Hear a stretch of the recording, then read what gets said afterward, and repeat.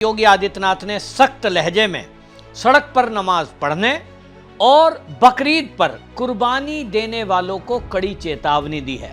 योगी आदित्यनाथ ने लखनऊ में पुलिस अधिकारियों को निर्देश दिया है कि पूरे प्रदेश के अंदर जितनी भी मस्जिद हैं उनके मौलवियों से संपर्क किया जाए और उनको जिम्मेदार ठहराया जाए। यदि कहीं उनके क्षेत्र में ऐसा हुआ तो फिर बुलडोजर एक्शन के लिए तैयार रहें। चेतावनी का असर दिखाई दे रहा है और हम देख रहे हैं कि 2017 के बाद से, जब से योगी आदित्यनाथ उत्तर प्रदेश में आए हैं, उसके बाद से कानून का राज कायम हुआ है। नहीं तो मैं खुद उत्तर प्रदेश का रहने वाला हूं और मैंने ऐसे कई शहरों में, खासतौर पे गाजियाबाद का कैला भट्टा एरिया है, ईद के दिन वहां घुस नहीं सकते यदि आप के आदि नहीं है। शहीद नगर, सीमापुरी दिल्ली से लगा हुआ एरिया, शालीमार गार्डन से, उसके अंदर खुलेआम सड़क पर, चौराहे पर भैंसा, बकरा क्या आता है, नालियों में कूड़ेदान पर, और ये अक्सर देखने को मिलता था। योगी जी के पहले तो गाय भी खुलेआम।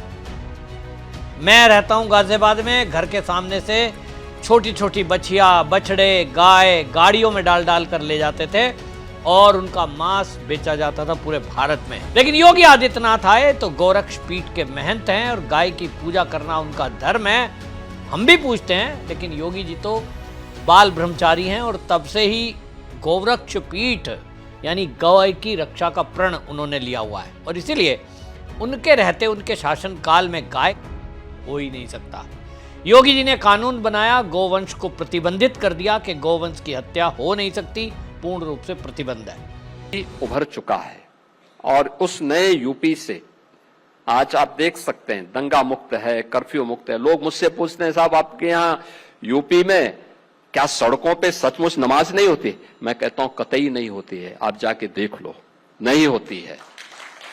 अरे सड़कें चलने के लिए है या कोई भी व्यक्ति आकर के चौराहे पे आके तमाशा बना देगा? क्या अधिकार है उसको सड़क रोकने का? आवागमन बाधित करने का कौन सा अधिकार है? जहां उसका स्थल होगा वहां जाके करें। उन लोगों ने मुझसे कहा साहब कैसे होगा, हमारी संख्या ज्यादा है। हमने कहा शिफ्ट में कर लो, तुम्हारे घर में रहने की जगह नहीं है तो भाई संख्या नियंत्रित कर लो, और नहीं है सामर्थ्य क्यों बेकार आगे संख्या बढ़ाई जा रहे हैं। और ये चाहिए आपको कि अगर आपको सिस्टम के साथ रहना है तो याद करना, हम उन नियम और कानून को मानना शुरू करें। कानून का राज होगा, कानून के राज को सबको समान रूप से लागू करेंगे। नमाज पढ़नी आवश्यक है, आप शिफ्ट में पढ़िए, हम उसको रोकेंगे नहीं, लेकिन सड़क पर नहीं। सड़क चलने के लिए, एक आम नागरिक के, एक बीमार व्यक्ति के लिए, एक आम नागरिक के लिए, एक कामगार के लिए, एक कर्मचारी के लिए, एक सामान्य नागरिक के लिए, एक व्यापारी के लिए हम सड़क को बाधित नहीं करने देंगे। सरकार का नियम सार्वभौम है, सबके लिए समान रूप से लागू होता है। हमने सबको कहा, हमने कभी नहीं चलने देंगे, अराजकता नहीं सड़कों पे फैलने देंगे। प्यार से मानेंगे ठीक बात है, नहीं मानेंगे तो दूसरा तरीका अपनाएंगे। हमारा काम है संवाद बनाना। आप संवाद से मानेंगे, संवाद से, नहीं तो संघर्ष से भी देख लो। बरेली में लोगों ने हाथ आजमाने का कार्य किया, देख लिया ताकत। इसलिए सरकार उन सिस्टम के साथ पूरी व्यवस्था को जोड़ना चाहती है। लोगों को आश्चर्य होता कैसे हो गया? हमने कहा देखो, कार्य करने की इच्छा शक्ति होनी चाहिए। शुरू में लोगों को लगा ऐसे ही है, पुलिस की मिलीभगत से हो जाएगा, लेकिन पुलिस को जो सख्त आदेश हुए उसके बाद हमने देखा कि जो भी गोवंश को काटने की सोचता भी था और अगर ले जाने के लिए पकड़ा गया तो सीधा एनकाउंटर, हाफ एनकाउंटर होगा कि फुल एनकाउंटर होगा वो समय बताएगा। लेकिन योगी जी का स्पष्ट बिल्कुल आदेश था कि उत्तर प्रदेश के अंदर गौ वंश रक्षित है और इसकी हत्या कतई सहन नहीं है। अब इस बार ये तो लग ही रहा है कि गाय को तो खैर काटने का यूपी में कोई सोच भी नहीं सकता, लेकिन अब अन्य कुर्बानी देने के लिए भी योगी जी ने कहा है कि सड़क पर नहीं होगी। यानी आप बकरा चाहें, एक मुर्गा भी चाहें तो सड़क पर नहीं, अपने घर में काटिए, सार्वजनिक स्थान के लिए भी योगी जी ने मना किया है कि आप अपनी प्रेमिसेस में कुछ भी करेंगे, लेकिन समझ लीजिए गंदगी अगर सड़क पर फेंकी तो भी एक्शन होगा। तो योगी जी ने बिल्कुल साफ कर दिया कि भाई सार्वजनिक स्थान, सड़क, इन पर कुर्बानी नहीं होगी। और इसीलिए दूसरा उन्होंने ये भी आदेश दिया कि भाई सड़क पर नमाज भी नहीं होगी। पूर्वांचल से पश्चिमी उत्तर प्रदेश तक तेजी से फैल रहा मल्टी मॉडल लॉजिस्टिक्स नेटवर्क राज्य की आर्थिक ताकत का एक नया पिलर बनकर उभर रहा है। मुख्यमंत्री योगी आदित्यनाथ के नेतृत्व में expressway, dedicated front corridor, multi modal logistic hub, airport और वेयर हाउसिंग इंफ्रास्ट्रक्चर का एक बड़ा नेटवर्क बनाया जा रहा है, जिससे उत्तर प्रदेश देश के सबसे तेजी से बढ़ते लॉजिस्टिक और कनेक्टिविटी हब में से एक बन गया है। यही एक खास वजह है कि राज्य को मशहूर लीड्स 2025 रिपोर्ट में एग्जाम्पलर कैटेगरी में रखा गया था और रिपोर्ट के मुताबिक उत्तर प्रदेश ने इंफ्रास्ट्रक्चर, लॉजिस्टिक सर्विस, रेगुलेटरी माहौल और डिजिटल सिस्टम जैसे खास पैरामीटर पर नेशनल एवरेज और दूसरे लैंडलॉक्ड राज्यों से बेहतर परफॉर्म किया है। सड़क, रेलवे, एयरपोर्ट, टर्मिनल इंफ्रास्ट्रक्चर और फर्स्ट और लास्ट माइल कनेक्टिविटी में सुधार ने राज्य को इन्वेस्टमेंट और इंडस्ट्रियल ग्रोथ के लिए एक नए सेंटर में बदल दिया है। योगी सरकार द्वारा बनाए गए Purvanchal expressway, Bundelkhand expressway, Gorakhpur link expressway, Agra Lucknow expressway, Yamuna expressway और अंडर कंस्ट्रक्शन गंगा एक्सप्रेसवे पूर्वी, सेंट्रल और वेस्टर्न उत्तर प्रदेश को नेशनल कैपिटल रीजन और बड़े इंडस्ट्रियल शहरों से जोड़ रहे हैं। इससे माल ढुलाई में तेजी आई है और इंडस्ट्रीज के लिए सप्लाई चेन एफिशिएंसी में काफी सुधार हुआ है। ईस्टर्न और वेस्टर्न डेडिकेटेड फ्रंट कॉरिडोर के राज्य की स्ट्रेटेजिक पोजीशन और मजबूत हुई है। ग्रेटर नोएडा के दादरी में 7,000 करोड़ रुपए से ज्यादा की लागत से बन रहा हब उत्तर भारत में कार्गो, कंटेनर मूवमेंट और वेयर हाउसिंग का एक बड़ा सेंटर बनने वाला है। साथ ही आपको बता दें कि बोराकी रेलवे स्टेशन के साथ साथ कानपुर, गोरखपुर और टंपल बजाना में भी नए लॉजिस्टिक्स पार्क बनाए जा रहे हैं। इसके अलावा मेरठ, हापुड़, अमरोहा, संबल, बदायूं, शाहजहांपुर, हरदोई, उन्नाव, रायबरेली, प्रतापगढ़ और प्रयागराज में गंगा एक्सप्रेसवे कॉरिडोर के साथ इंटीग्रेटेड मैन्युफैक्चरिंग और लॉजिस्टिक का क्लस्टर बनाने की योजना है। इन प्रोजेक्ट से पूरे राज्य में मैन्युफैक्चरिंग, वेयरहाउसिंग और सप्लाई चेन नेटवर्क को काफी मजबूती मिलने की उम्मीद है। उत्तर प्रदेश में एग्री लॉजिस्टिक्स और वेयरहाउसिंग सेंटर में भी तेजी से बढ़ोतरी हो रही है। Multi commodity cooling centre, cold storage unit और मॉडर्न लॉजिस्टिक सुविधाएं खेती में प्रोडक्ट्स के स्टोरेज और डिस्ट्रीब्यूशन सिस्टम को भी मजबूत कर रही है। E commerce, retail, food processing और एक्सपोर्ट पर आधारित इंडस्ट्रीज के लिए खास वेयर हाउसिंग सुविधाएं भी बनाई जा रही है। जेवर में नोएडा इंटरनेशनल एयरपोर्ट उत्तर भारत के सबसे बड़े एविएशन और कार्गो गेटवे में से एक बन रहा है। एक्सप्रेसवे और फ्रंट कॉरिडोर के साथ इसकी सीधी कनेक्टिविटी पश्चिमी उत्तर प्रदेश में एक world class multi modal logistic का इकोसिस्टम बनाने में मदद कर रही है और इसके साथ ही वाराणसी मल्टी मॉडल टर्मिनल और इनलैंड वाटरवेज नेटवर्क के जरिए नदी आधारित लॉजिस्टिक को भी मजबूत किया जा रहा है, जिसमें कम लागत वाले कार्गो ट्रांसपोर्टेशन और मल्टी मॉडल फ्रंट इंटीग्रेशन को जो है बढ़ावा मिल रहा है। राज्य सरकार यानी योगी सरकार ने लॉजिस्टिक और वेयर हाउसिंग सेक्टर में इन्वेस्टमेंट को बढ़ावा देने के लिए कई सुधार लागू किए हैं। जो है निवेश मित्र, सिंगल विंडो सिस्टम और GIS आधारित डिजिटल प्लानिंग टूल्स के जरिए अप्रूवल प्रोसेस का तेज और ज्यादा ट्रांसपेरेंट बनाया गया है। राज्य में लॉजिस्टिक और वेयर हाउसिंग सेक्टर में हजारों करोड़ रुपए के इन्वेस्टमेंट प्रपोजल पहले ही मंजूर किए जा चुके हैं। लीड्स 2025 में उत्तर प्रदेश की कामयाबी इस बात का सबूत है कि राज्य अब सिर्फ जमीन से घिरा हुआ इलाका नहीं रहा, बल्कि भारत की आने वाली सप्लाई चेन, मैन्युफैक्चरिंग और इकोनॉमिक ग्रोथ के लिए एक बड़े सेंटर के तौर पर तेजी से उभर रहा है। कुछ जो है वहां मुस्लिम नेताओं ने कहा, साहब हमारी पब्लिक ज़्यादा है, जनसंख्या ज़्यादा है, जुम्मे की नमाज तो मिलकर ही करते हैं, तो पब्लिक ज़्यादा है तो क्या करें। योगी जी ने फॉर्मूला सुझा दिया। योगी जी ने कहा शिफ्टों में नमाज करो, अगर आपकी पब्लिक ज़्यादा है तो जनसंख्या आबादी कंट्रोल करो। 2 फॉर्मूले योगी जी ने सुझाए, लेकिन जैसा कोई उम्मीद कर रहा था कि योगी जी छूट कर देंगे कि ठीक है भाई जुम्मे के दिन कर लो, ईद पे कर लो, ये कतई छूट नहीं दी। योगी जी ने साफ कर दिया कि भाई छूट देने का सवाल ही नहीं उठता। और अब तो आप देख लो, भारतीय जनता पार्टी की जहां जहां सरकारें हैं, असम में छूट नहीं है, सड़क पर नमाज, सड़क पर कुर्बानी। बंगाल में शुभेंदु अधिकारी आ गए, उत्तराखंड में धामी जी ने आदेश कर दिया है, और इसलिए सब जगह आदेश होता जा रहा है। भाई मैंने देखा हरियाणा, राजस्थान, मध्य प्रदेश, वहां से तो कोई खबर आई नहीं है। तो इसका मतलब इसी से अर्थ लगा लीजिए कि योगी आदित्यनाथ निश्चित रूप से जो आदर्श फिट करते हैं उसका फॉलो करना भी हर किसी के बस की नहीं है। और भाइयों, ये विरासत और विकास का ये अद्भुत संगम आज यूपी की पहचान बन चुका है।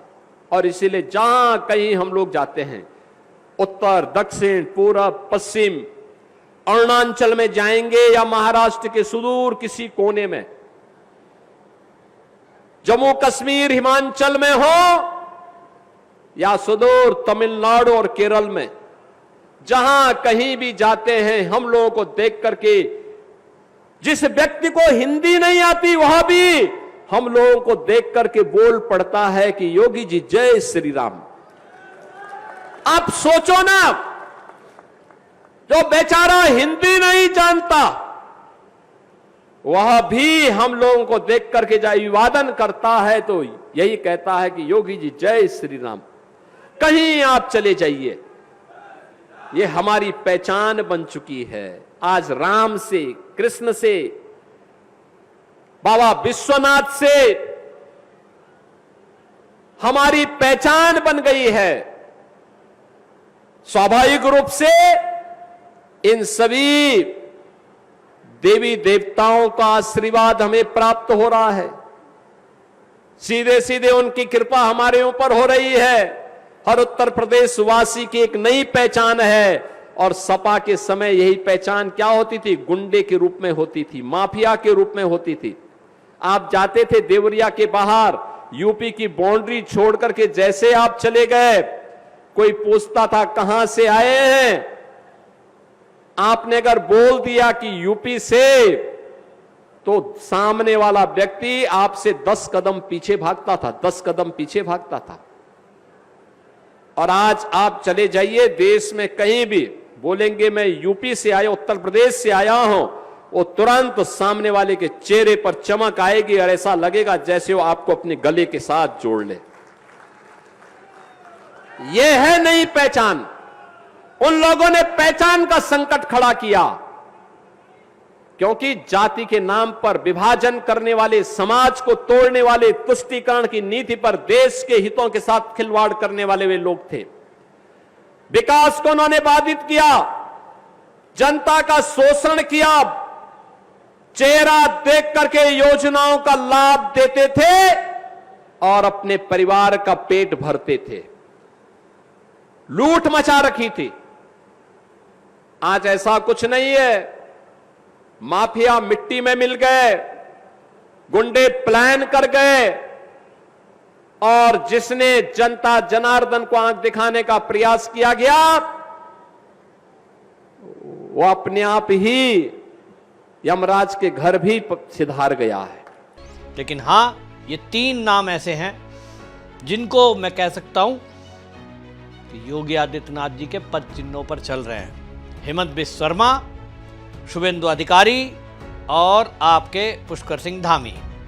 ये 3 मुख्यमंत्री ऐसे हैं और खुलकर साफ चीजें दिखती हैं। और इसके लिए एक दृढ़ इच्छा शक्ति चाहिए, अपने आप पे काबू चाहिए, तब पुलिस सुनती है। सारे अधिकारियों को टाइट कर दिया गया है और योगी जी ने बिल्कुल साफ कर दिया कि भाई सड़क पे ना तो नमाज होगी, ना सड़क पर कुर्बानी होगी, और कायदे में रहना पड़ेगा। और इसके लिए पुलिस को कह दिया गया है कि अपने अपने एरिया में फ्लैग मार्च करिए। तो आपको बता दूं, उत्तर प्रदेश में उसका असर दिख रहा है। अभी हालांकि ईद के 3 दिन अभी बचे हुए हैं, 2 दिन तो बचे ही हैं, 2 दिन बचे हैं, लेकिन फ्लैग मार्च, मीटिंग, ये सब चल रहा है। सभी थानों को आदेश हुआ है। मेरे एरिया के थाने में भी मीटिंग हुई, उसमें सर्वदलीय मीटिंग हुई, सबको बुलाया गया शांति मीटिंग के लिए। मौलाना मौलवियों को भी बुलाया गया और जो हिंदूवादी नेता हैं उनको भी बुलाया गया।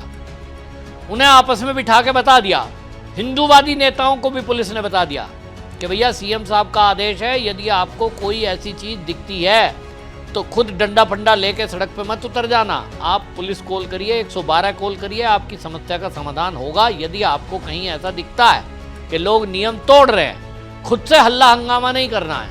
यदि आपने भी हल्ला हंगामा किया तो आप कितने भी कट्टर हिंदूवादी नेता हैं, एक्शन आपके खिलाफ भी होगा। ये पहली बार है कि इस तरह से कानून को हाथ में लेने वालों के ऊपर भी कार्रवाई करने की तैयारी है, क्योंकि हमने यूपी में देखा है। मैं नाम नहीं लूंगा, लेकिन कई ऐसे हैं जो कट्टर सनातनी, कट्टर हिंदू, हिंदू रक्षा दल, पता नहीं नाम क्या क्या, मैं नाम पे मत जाना, और नाम रख के वो माहौल खराब करते हैं उत्तर प्रदेश का।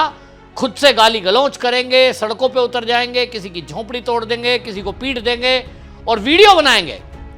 अब जब उसमें पूरे देश और दुनिया में हल्ला होगा कि देखिए अल्पसंख्यकों पे हमले हो रहे हैं, तो पुलिस के पास क्या रास्ता है कि आप कितना भी बीजेपी के भक्त सही, कितने भी आप योगी के भक्त सही, एक्शन तो होगा। फिर एक्शन होता है तो कहते हैं अरे योगी राज में भी हमें जेल में डाला जा रहा है। Temple economy. प्राचीन काल में मंदिर आर्थिक केंद्र होते थे। वे भूमि अनुदान लेते थे, फसलें उगाते थे, सिंचाई करवाते थे, बैंक की तरह कर्ज भी देते थे और समुदाय की जरूरत पूरी करते थे। मेसोपोटामिया में भी टेम्पल इकोनॉमी प्रसिद्ध थी, लेकिन भारत में ये और विकसित थी। टेम्पल इकोनॉमी का मतलब है मंदिरों के इर्द गिर्द चलने वाली आर्थिक गतिविधियां। ये सिर्फ पूजा पाठ तक सीमित नहीं, बल्कि रोजगार, व्यापार, पर्यटन, कृषि, कला और स्थानीय विकास से जुड़ी पूरी व्यवस्था है।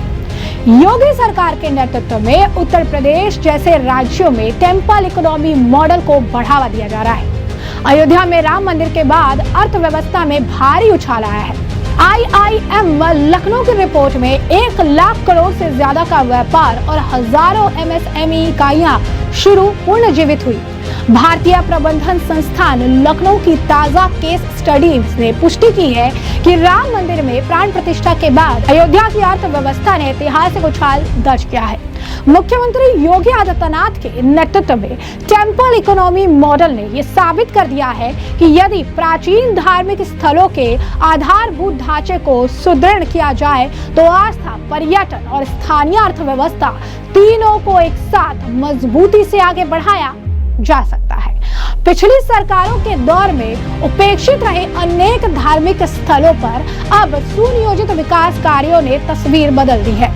सड़कों का चौड़ीकरण, घाटों का सौंदर्यीकरण, आधुनिक यात्री सुविधाएं, समुचित पार्किंग, प्रकाश व्यवस्था, ठोस सुरक्षा प्रबंधन और स्वच्छता व्यवस्था जैसे बुनियादी सुधारों ने श्रद्धालुओं के अनुभव को बेहतर बनाया है।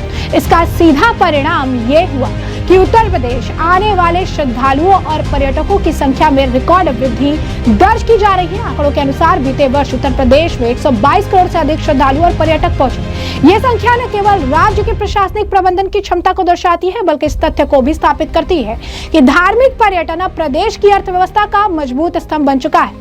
ये मॉडल जो है विकेंद्रित विकास यानी डिसेंट्रलाइज ग्रोथ का उदाहरण है, जहां सरकार पर बोझ कम पड़ता है और स्थानीय स्तर पर रोजगार पैदा होता है। अरे योगी राज में भी पुलिस हम पे कार्रवाई कर रही है, हम तो कट्टर सनातनी थे साहब।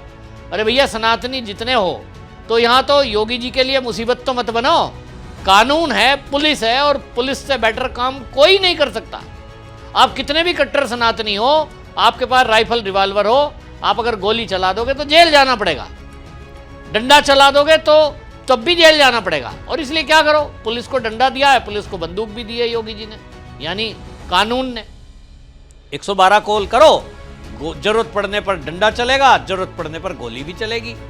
तो अगर पुलिस मारेगी तो पुलिस को थोड़ा ही दोष है, तो इसलिए आपको दोष है। ये बात पुलिस ने लोगों को समझा दी। दूसरी तरफ मौलाना मौलवियों को समझा दिया कि भैया आप माहौल खराब करोगे तो लोग भड़केंगे, हिंदूवादी सरकार है, सनातनी सरकार है और योगी जी का सख्त आदेश है। तो इसलिए अपनी पब्लिक को कंट्रोल में रखने के लिए लोगों को समझाना आपका फर्ज है कि भाई ईद मनानी है तो दायरे में मनाइए, बलि देनी है आपको, कुर्बानी जिसको बोलते हैं, कुर्बानी करनी है तो कुर्बानी अपने घर में करो, सड़क का इस्तेमाल करो और सड़क पे कुर्बानी करो तो जाओगे जेल। अपने घर में रहो, घर में आपके पास जगह नहीं है तो दूसरी जगह नुकसान करना, गंदगी फैलाना, ये कैसे हो जाएगा? नहीं चलेगा। और इसीलिए योगी आदित्यनाथ के सख्त निर्देश आदेश के बाद पूरे उत्तर प्रदेश में हड़कंप मचा हुआ है। कोई आप देख लेना कुछ बवाल करने वाला नहीं है। हालांकि अंदर अंदर कितने ही किलस रहे हैं, लेकिन इनको पता है कि योगी जी को अब तो हिलाना भी मुश्किल है। 2027 आ रहा है, उत्तर प्रदेश में जिससे भी मैं बात करता हूँ, शहर हो, गांव हो, युवा हो, वृद्ध हो, महिला हो, नई लड़कियां हो, बच्चे, युवा हो, सबकी पसंद योगी आदित्यनाथ। किसी से बात करो, योगी जी क्या पसंद है भाई, योगी जी का कौन सा काम आपको अच्छा लगा है? युवा बोलते हैं कि साहब बिना पैसे दिए नौकरियां लग रही है यूपी में, 9 लाख नौकरी सरकारी लग गई। आज तक कभी यूपी के इतिहास में सुनने को नहीं मिला था कि बिना रिश्वत के भी नौकरी सरकारी लग सकती है। महिलाओं से बात करो तो कहती हैं साहब हमने तो सोचा ही नहीं था कभी यहाँ इतनी सुरक्षा भी हो सकती है कि रात के 12 बजे 1 बजे हमें कहीं जाना आना हो तो कोई बदतमीजी करने वाला नहीं है, पुलिस की गाड़ी सड़क पर मिलती है। दुकानदारों से पूछो तो कह रहे हैं साहब कमाल है, अब तो डर ही नहीं है, पहले तो दुकान पर कोई वसूली करने के लिए आ जाता था, आज की डेट में तो सवाल नहीं है। व्यापारियों से मेरी बात हुई, हर वर्ग से बात कर लो, और किसान परिवार से तो मैं खुद हूँ।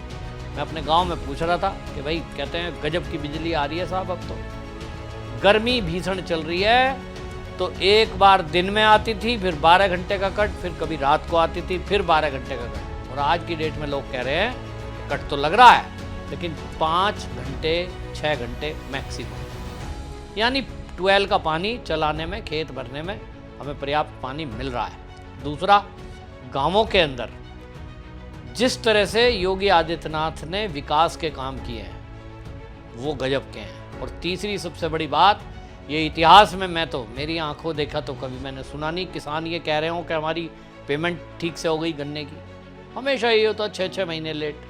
योगी आदित्यनाथ का बिल्कुल फंडा साफ है, सबका साथ, सबका विकास, सबका विश्वास, लेकिन भाई कायदे से रहो, उत्तर प्रदेश है, और इसीलिए बिल्कुल संदेश साफ है कि यहाँ नियम कायदे से चलेगी, कानून से चलेगी सरकार। आपकी इस पर क्या राय है, जरूर कमेंट करिए, वीडियो शेयर करिए। वंदे मातरम।